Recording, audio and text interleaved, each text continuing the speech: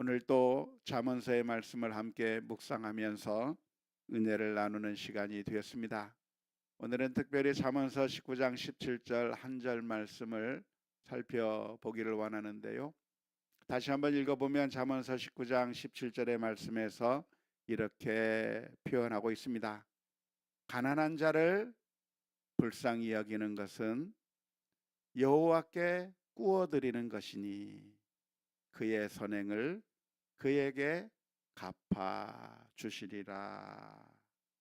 이렇게 말씀해 주고 있는데요. 가난한 자를 불쌍히 여기는 것에 대해서 오늘 이 시간 함께 묵상해 보려고 합니다. 가난한 자를 불쌍히 여기는 것이 여호와께 꾸어드리는 것이라고 하는 이 말씀이 잠언서의 말씀 가운데 기록되어 있다고 하는 점을 우리가 주목해 볼 필요가 있겠습니다. 우리가 어떻게 지혜로운 삶을 살 것인가, 무엇이 지혜인가에 대해서 가르쳐주고 있는 이 잠언서에서 어떤 삶이 지혜로운 삶인가, 어떤 삶이 현명한 삶인가에 대해서 가르쳐주면서 가난한 자를 불쌍히 여기는 게 그게 지혜로운 것이라고 가르쳐주고 있다고 하는 것이 아주 놀랍습니다. 무엇이 지혜입니까? 나 자신의 이익만을 위해서 사는 게 지혜가 아니라는 겁니다. 나의 이익을 최고의 우선을 두면서 내 이익을 최고의 목표로 삼고 살아가는 것이 그게 지혜로운 삶이 아니라고 성경은 가르쳐주고 있습니다. 오히려 어떤 삶이 지혜로운 삶인가? 나 자신만을 위한 이기적인 삶이 아니라 가난한 사람들을 불쌍히 여기며 자비를 베풀어 주는 삶이, 긍휼을 베푸는 삶이 지혜로운 삶이라고 성경은 가르쳐 주고 있다고 하는 것이 아주 놀라운 말씀입니다. 하나님께서 우리에게 무엇인가를 주셨다고 한다면 하나님께서는 그것을 그냥 아무 이유 없이 우리에게 주신 것이 아니라 사실은 사명으로 주셨다고 하는 관점을 우리가 이해해야 합니다. 하나님께서 우리에게 무엇인가를 맡기신다면 우리가 가진 모든 것들이 사실은 하나님께서 우리에게 허락해 주신 것이라고 할 수 있겠는데, 하나님께서 우리에게 허락해 주신다고 한다면 왜 허락해 주시는가? 아무 이유 없이 허락하는 것이 아니라 사명을 위해서 우리에게 허락해 주신 것이라고 한 것이죠. 누누이 강조를 하고 있습니다마는 이스라엘 민족을 수많은 민족 가운데서 제사장 나라로 세우신 이유가 무엇이겠습니까? 그것은 이스라엘 민족만 잘 먹고 잘 살고 이스라엘 민족들이 의시되고 우리는 뛰어난 민족이다, 우리는 남다른 똑똑한 민족이다 자랑하면서 살라고 하나님께서 이스라엘 민족을 제사장 나라로 세워주신 게 아니란 말이에요.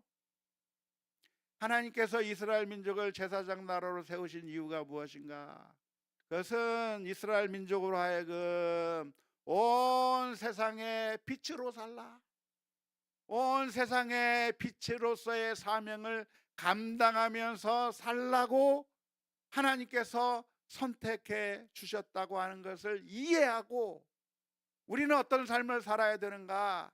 수많은 민족을 위해서 봉사하고 섬기고 사랑을 베풀고 긍휼을 베풀며 우리 때문에 다른 민족이 행복해지는 그런 제사장으로서의 사명을 감당해야 될 책임이 있음에도 불구하고 안타깝게도 죄성으로 가득한 인간들은 그러한 하나님의 은혜를 망각해버리고 오로지 이기적인 자신들의 탐욕만을 추구하는, 그리고 다른 민족들은 무시하고 핍박하고 압제하는 그런 악한 일을 저지르는 하나님의 심판을 받을 그런 일들을 하고 있다고 하는 것이 너무나도 안타까운 일이라 하겠습니다.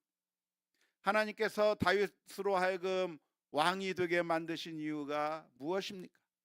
하나님께서 이 다윗으로 하여금 왕으로 세우신 이유는 혼자 잘 먹고 혼자 마음껏 누리고 모든 사람들을 자신이 마음대로 이렇게 명령하면서 자신이 혼자 잘 먹고 잘 살라고 왕으로 세워주신 것이 아니라, 하나님께서 다윗을 왕으로 세워주신 이유가 있다고 한다면 슬픔을 당한 자, 고난을 당한 자들을 위로하고 그들을 보호해주고 이스라엘 민족을 외적의 침입에서부터 보호해주고 그들의 복지를 잘 만들어서 행복한 민족을 만들어가기 위해서 왕으로서의 사명을 다하게 만들기 위해서 왕으로 세워주셨다고 하는 것을 이해해야 하는 것이죠. 하나님께서 우리에게 자녀를 주셨다고 한다면 왜 자녀를 주셨습니까? 자녀들을 우리의 그냥 놀이개로 우리의 신분으로 그렇게 이용해 먹으라고 그렇게 부모에게 자녀를 준 것이 아니라 부모에게 사명을 주셔서 이 아이들이 잘 자라고 성장하고 그 아이들이 최고의 기량을 잘 발휘할 수 있도록 하나님께서 주신 그 역량을 다 발휘할 수 있도록 보호가 되어주고 울타리가 되어주고 필요한 것들을 공급해 주면서 정말 좋은 사람으로 양육시키도록 만들기 위해서 부모에게 자녀를 주셨다고 하는 사실을 기억해야 하는 것이죠. 하나님께서 우리에게 주신 것이 있다고 한다면 그것은 무엇이든지 돈이든지 재능이든지 탤런트든지 그 어느 것이든지 심지어 우리의 고난과 아픔도 하나님의 선물이라고 할 수가 있을 텐데 그 고난과 아픔도 그냥 아무렇게나 주신 것이 아니라 그것을 통해서 이루시고자 하는 하나님의 뜻이 있는 것이고 그것을 통해서 다른 사람들을 더 위로하고 다른 사람들에게 더 봉사하는 하나님께서 우리에게 사명으로 주신 선물들이 있다고 하는 사실을 기억하면서 사는 것이 그게 우리들의 당연한 관점이 되어야 한다고 하겠습니다. 따라서 우리는 어떻게 살아야 되는가? 늘 하나님을 묵상하면서 살아야 되는 것이죠. 하나님께서는 왜 나를 이곳에 있게 하셨는가? 하나님께서는 왜 나로 하여금 이 자리에 있게 하셨는가? 하나님께서 나를 왜 이 위치에 놓으셨는가? 하나님께서 나로 하여금 왜 이런 경험을 하게 하시며 이런 어려움을 겪기도 하시고 이런 행운을 겪게 하시기도 하시고 수많은 일들을 만날 때마다 우리들의 마음속에서 던져야 될 질문이 있다고 한다면 하나님께서는 어떤 선한 목적을 위해서 하나님께서는 어떤 선한 하나님의 선을 위해서 나에게 이러한 것들을 허락해 주셨는가를 질문하면서 그 질문에 대한 대답을 우리가 찾아 나가야 할 필요가 있는 것이죠. 가난한 자들, 어려운 곳에 처한 사람들이 있다고 한다면 우리는 어떻게 해야 될 것인가? 우리는 긍휼한 마음을 가지고 그들에게 도움을 주어야 하는 것이 마땅하다고 하는 사실을 우리 모두가 기억해야 하는 것이고 사명에 따라 가난한 자들, 여러 가지 어려움에 처한 사람들을 긍휼히 여기는 그런 삶이 하나님의 사명에 따라 사는 삶이 지혜로운 삶이라고 하는 사실을 오늘 우리 모두가 기억할 수 있기를 주님의 이름으로 축원합니다. 반면에 만일 우리가 사명을 망각해버리고 하나님께서 우리에게 주신 그 사명을 망각해버리고 내 주변에 있는 가난한 사람들, 불쌍한 사람들, 어려움에 처한 사람들, 슬픔을 당한 사람들을 보면서도 긍휼히 여기지 않는 사람이 있다고 한다면 그 사람은 어떤 사람이겠습니까? 지혜로운 사람의 반대니까 어리석은 사람인 것이죠. 왜 어리석은 사람입니까? 그것은 하나님께서 내게 주신 그 모든 것들을 다른 사람들을 위해서 사명을 실천하지 아니하고 내게 주신 그 사명에 따라 살지 아니하고 사명과는 정반대로 이기적이고 탐욕적인 삶을 살게 될 때 하나님께서 그 모든 것들을 다 빼앗아 가버릴 수가 있기 때문에 그렇습니다. 예수님께서 해주신 비유의 말씀 가운데 어리석은 부자의 비유가 있습니다. 그때 예수님께서 이런 말씀을 해 주셨습니다.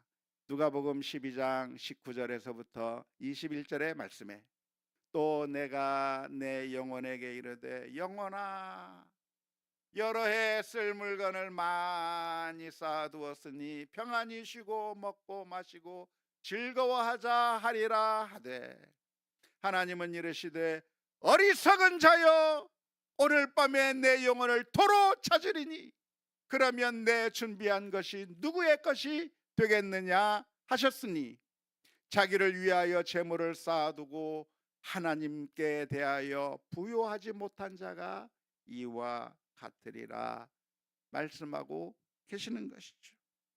우리가 하나님께서 주신 그 선물이 있는데, 하나님께서 주신 그 사명의 그 직분들이 있는데, 그것을 하나님의 뜻에 따라 긍휼의 마음을 가지고 사용하지 않는다고 한다면 결국은 다 빼앗겨 버릴 것이고, 결국은 모든 것을 잃어버릴 수밖에 없기 때문에 그런 사람은 가리켜서 어리석은 사람이라고 할 수가 있겠습니다. 그렇다고 한다면 가난한 자들을 향해서 긍휼을 베푸는 자, 불쌍히 여기는 자가 복이 있는 사람이고 여호와께서 그에게 갚아주신다고 말씀해주고 있는데, 그럼 우리가 돌보아야 될 가난한 사람은 누구를 가리키는 것이겠습니까? 가난한 사람이라고 하는 것은 단순히 돈이 없는 사람만을 의미하는 것이 아닙니다.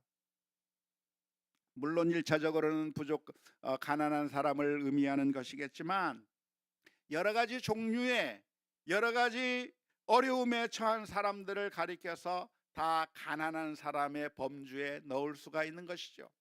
예를 들자면 어려움에 처한 사람들, 또는 슬픔을 당한 사람들, 또는 외로움 가운데 있는 사람들, 영적으로 가난한 사람들, 그 모든 사람들이 우리가 돌보아야 될 그런 가난한 자라고 할 수가 있는 것이죠. 복음을 듣지 못한 사람도 역시 가난한 사람의 범주 가운데 들어갈 수가 있을 겁니다. 하나님의 말씀을 듣지 못해서, 예수님에 대한 소식을 듣지 못해서 망해져 가고 죽어가는 저 심령들이 있다고 한다면 그 누구보다도 가난한 사람들이라고 할 수 있을 텐데, 그 가난한 사람들에게 우리는 복음을 나누어 주어야 할 사명이 우리들에게 있다고 하는 사실을 기억해야 되는 것이죠. 그러면 그런 사람들이 있을 때 우리는 어떻게 해야 되는가? 어떻게 해야 됩니까? 선한 사마리아인처럼 외면하며 지나가는 것이 아니라 그 강도 만난 사람과 같은 가난한 사람을, 외로운 사람, 슬픈 사람, 여러 가지 어려움 가운데 있는 사람, 또는 복음을 듣지 못한 사람, 여러 가지 문제가 있는 사람들을 그냥 외면해 버리는 것이 아니라 우리의 시간을 내고 우리의 재정을 쓰고 우리의 노력을 다해서 하나님께서 갑작스럽게 우리가 예상하지 못한 채 만나게 되는 그 사명들을 내일이 아니다고 하면서 회피해 버리는 것이 아니라 불쌍히 여기고 긍휼히 여기는 마음으로 도와줄 수 있는 그런 마음들이 오늘 우리 모두에게 있어야 될 줄로 믿습니다. 물론 우리가 이 세상에 살아가면서 모든 가난한 사람들, 모든 어려운 사람들을 다 도와줄 수는 없습니다. 강도 만난 사람들을 모두가 다 도와줄 수가 없는 것이고, 모든 사람들을 다 도와줘야 될 책임이 우리들에게 있는 것도 아닌 것이죠. 사실은 그러한 일을 하기 위해서 국가가 존재하는 것입니다. 국가는 왜 존재하는가? 국가는 바로 그러한 가난한 사람들과 여러 가지 어려움에 처한 사람들이 그래도 기본적으로 인간적인 삶을 살 수 있도록 최소한의 도움을 주어서, 그래서 그들이 적어도 소망을 가지고 살아갈 수 있도록 그런 도움을 줄 수 있는 기관으로서 국가가 존재하는 것이죠. 따라서 정말 좋은 국가를 잘 만들어야 될 책임이 우리 모두에게 있는 것이고요. 우리는 세금을 제대로 납부하고 그리고 기능을 제대로 하는 정부를 잘 만들어서, 그래서 이 나라에 그리고 이 사회에 정말 힘들고 어려운 사람들이 있지 못하도록 잘 도움을 줄 수 있도록 그런 일을 전담으로 해서 할 수 있는 국가의 기능을 제대로 회복시키는 것이 중요하다 하겠습니다. 안타깝게도 수많은 국가가 그러한 사명들을 망각해 버리고 가난한 자나 어려움에 처한 사람들을 돕는 것을 외면해 버리고, 오히려 힘이 있고 권력이 있고 그리고 더 많은 돈을 가지고 있는 사람들을 위해서 일하는 정부들이 탄생하는 경우가 얼마나 많은지 모릅니다. 왜냐하면 로비를 그런 사람들에 의해서 받기 때문에 그런 것이죠.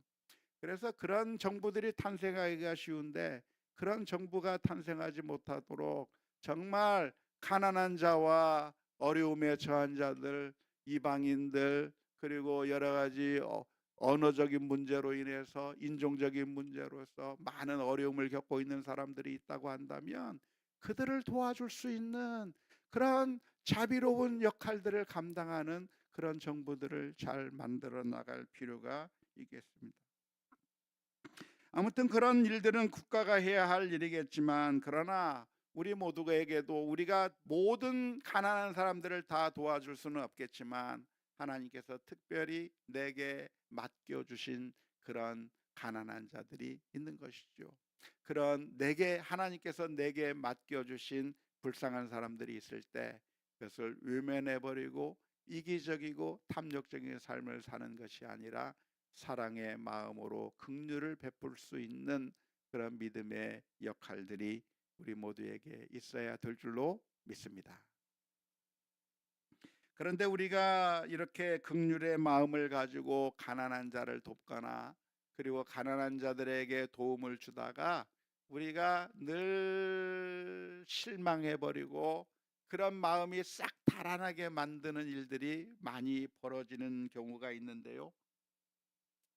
우리가 가난한 자들에게 도움을 주는 것에 대해서 그 마음을 잃어버리게 만드는 요소가 어디에 있겠습니까? 그것은 바로 우리가 이들에게 사랑을 베풀고 긍휼을 베풀 때 이들에게서 반대급부가 별로 있지 않기 때문에 그렇습니다. 도와주면 고맙다는 것을 소리를 들어야 하고, 도와주면 정말 감사하다고 하는 이야기를 듣고 그러면 보람이 있을 것 같아요. 하지만 어떤 때는 어떤 생각이 드는가, 전혀 그런 마음이 들지 않아서 과연 이게 내가 잘하고 있는 것일까?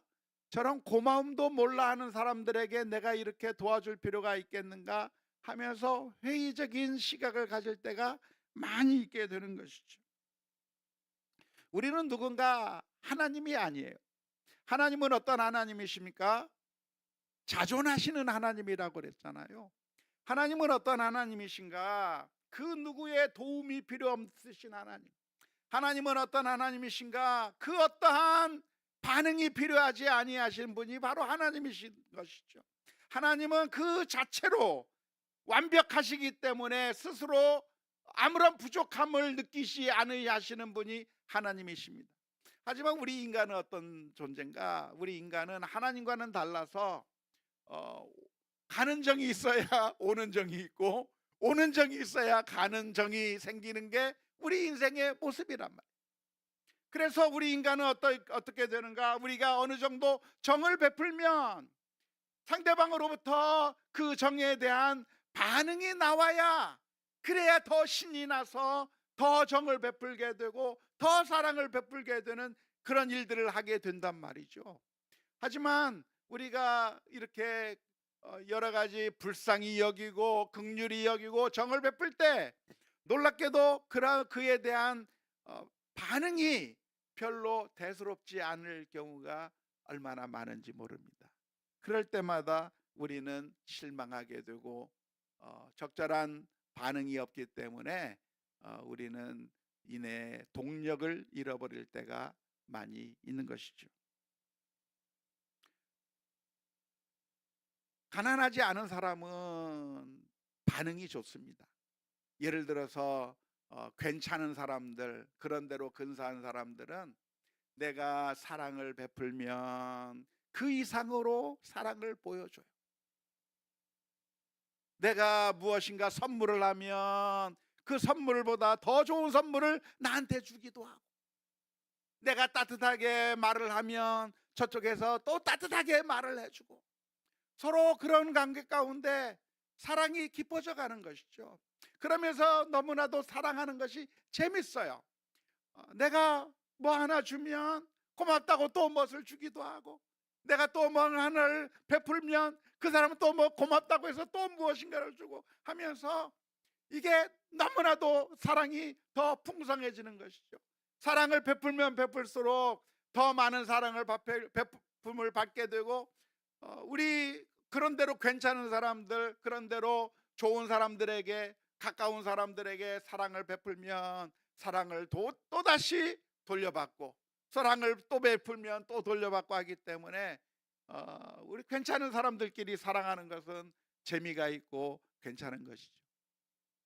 하지만 다시 갚을 힘이 없는 가난한 사람들, 다시 베풀 힘이 없는 그런 불쌍한 사람들에게 사랑을 베푸는 것은, 긍휼히 여기는 것은 다시 반응이 오지 않기 때문에 동력이 자꾸만 떨어질 수밖에 없는 것이죠.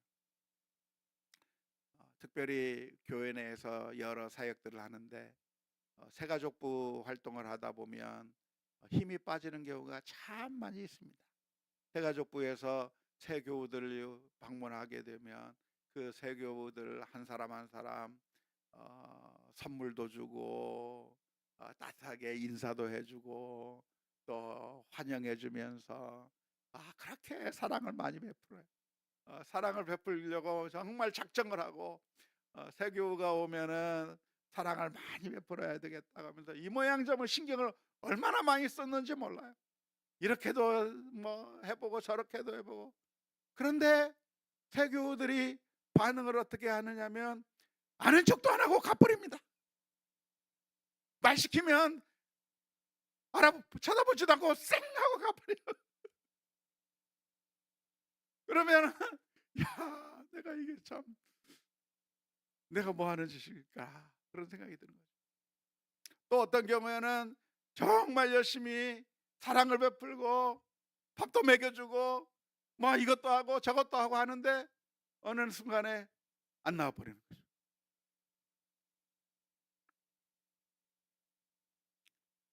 그럴 때 낭망하게 되는 게 어쩌면 우리들의 마음인 것이죠. 어쩌면 새가족부 활동을 하는 것도 일종의 가난한 사람이라고 할 수 있잖아요. 사랑이 필요한 사람들, 영적인 필요가 있는 사람들에게 적절한 필요를 공급해주는 그런 사명을 가지고 긍휼히 여기는 마음으로 사역을 하는 것인데, 그런데 반응이 어떤 반응인가? 쌀쌀한 반응이 오게 될 때 많은 실망을 하게 되는 것이죠. 그럴 때 우리가 기억해야 될 하나님의 말씀이 무엇인가? 갈라디아서 6장 9절 10절의 말씀. 우리가 선을 행하되 낙심하지 말지니 포기하지 아니하면 내가 이름에 거두리라.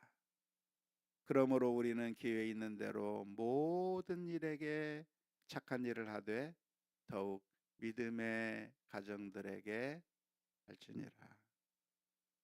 또 우리가 기억해야 될 말씀이 무엇입니까?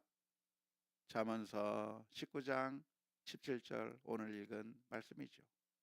가난한 자를 불쌍히 여기는 것은 누구께 구워드리는 것이니?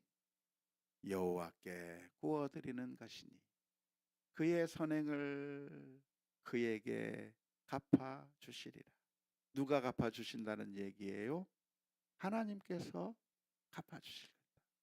가난한 자가 갚지 못해요. 가난한 자에게서 오는 정이 없어요. 나는 정을 베풀었는데 가난한 자로부터 그에 상응할 만한 오는 정이 없는 그 상황 가운데서 우리의 마음이 너무나도 힘들 수 있어요. 하지만 잠언서 19장 17절에서 우리에게 들려주시는 말씀이 무엇이냐면 하나님께서 갚으시리라. 너의 선행을 하나님께서 보시고 갚으실 거라고 말씀해 주고 계시는 거예요.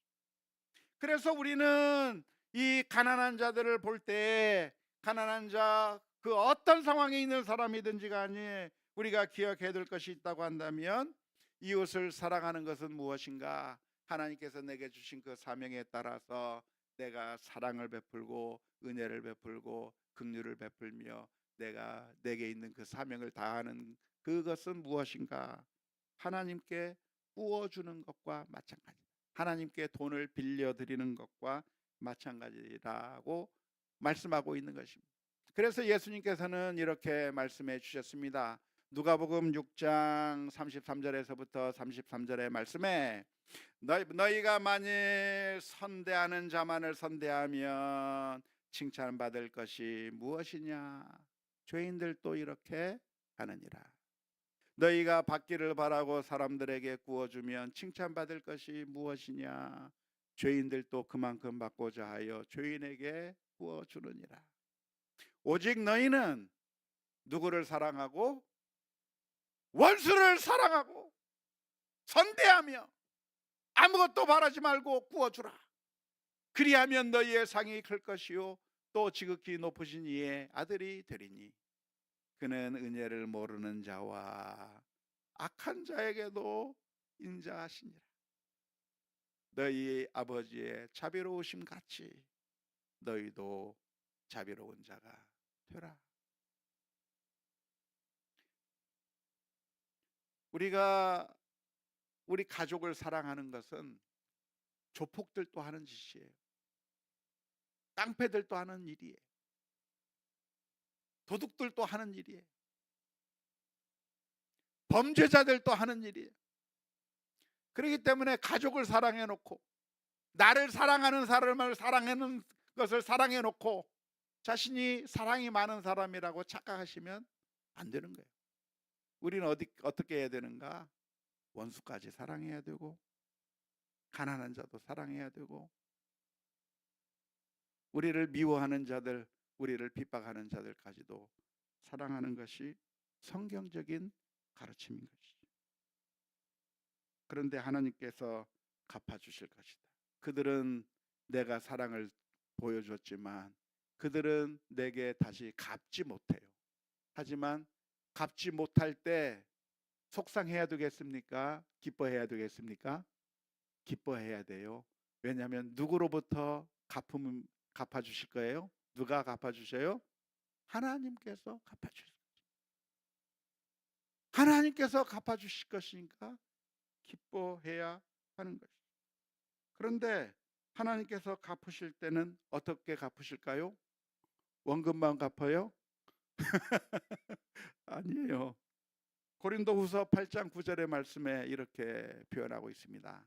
우리 주 예수 그리스도의 은혜를 너희가 알거니와 부유하신 이로써 너희를 위하여 가난하게 되심은 그의 가난함으로 말미암아 너희를 어떻게 하려? 부유하게 하려 하심이라.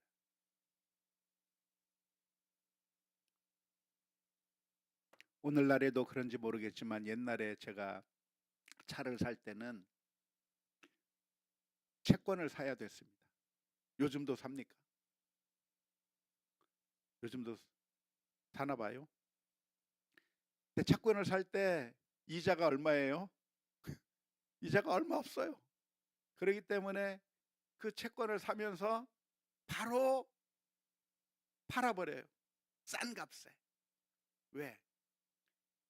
이자 받으나 마나한 그 채권 돈을 걷다가 묵혀두는 것보다 그냥 싼 값에 팔아버리는 게 좋다고 해서 헐값으로 판매해버리는 경우가 많은데 국가에 빌려주는 돈은 이자가 얼마 없습니다. 하지만 하나님께 구워주는 돈은 하나님께서 매입하시는 채권은 이자가 많아요. 하나님께서 우리를 부유하게 하신다고 하는 거죠. 따라서 오늘 저와 여러분들은 어떻게 해야 되는가? 하나님을 믿어야 돼요.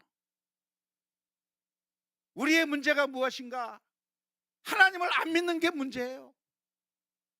교회를 다니면서 하나님을 믿는다고 하면서 하나님을 안 믿어요.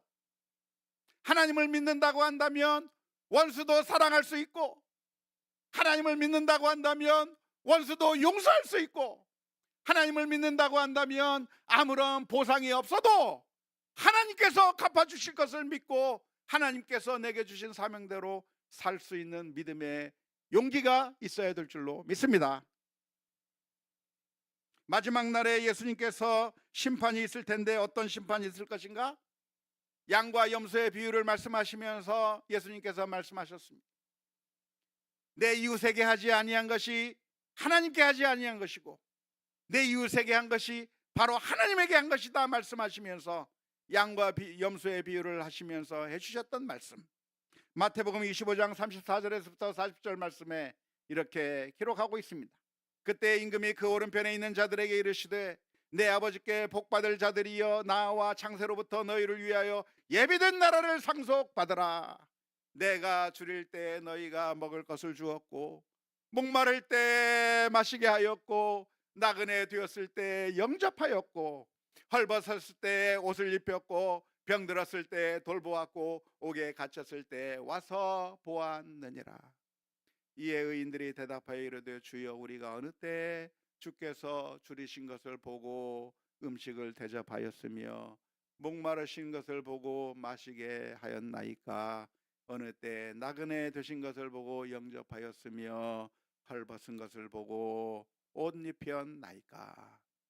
어느 때 병드신 것이나 옥에 갇힌 것을 보고 가서 배웠나이까 하리니, 임금이 대답하여 이르시되, 내가 진실로 너희에게 이르노니 너희가 여기 내 형제 중에 지극히 작은 자 하나에게 한 것이 곧 내게 한 것이니라 말씀해 주셨습니다.